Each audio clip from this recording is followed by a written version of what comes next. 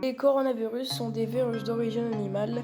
Ils ont muté et peuvent toucher l'être humain. Chez l'homme, ces maladies vont du rhume banal à une infection pulmonaire. Les personnes à risque de développer une forme plus sévère de la maladie sont les personnes atteintes de maladies chroniques préexistantes comme l'hypertension, les maladies cardiovasculaires, le diabète, les maladies hépatiques et les maladies respiratoires, mais aussi les personnes âgées et immunodéprimées.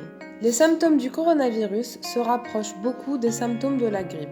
Avoir le nez qui coule, des douleurs musculaires, une fièvre, des maux de gorge, une toux sèche et, dans les cas extrêmes, une difficulté respiratoire. Les transmissions. Le contact des mains avec des surfaces infectées, puis avec la bouche, le nez ou les yeux.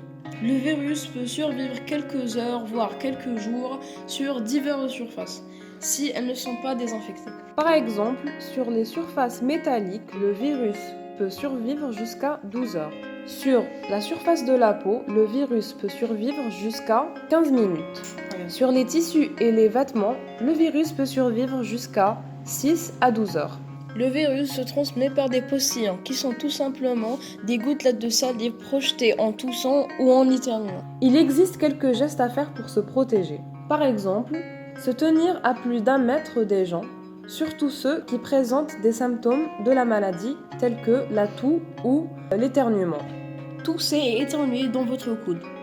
Lavez-vous les mains très souvent pendant minimum 30 secondes. Si vous toussez ou éternuez, mettez un masque respiratoire. Évitez le plus possible le contact des mains avec le visage.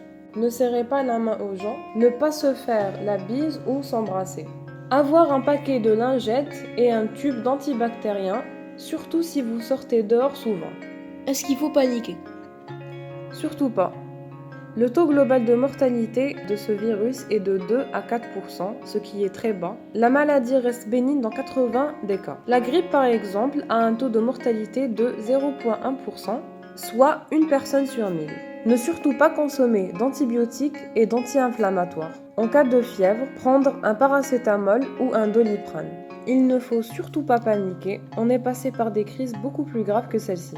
Ne vous inquiétez pas pour vos enfants, car leur système immunitaire s'adapte très rapidement avec les coronavirus. Faites quelques courses, favorisez les aliments tels que les légumineuses, l'eau, les pâtes et le riz.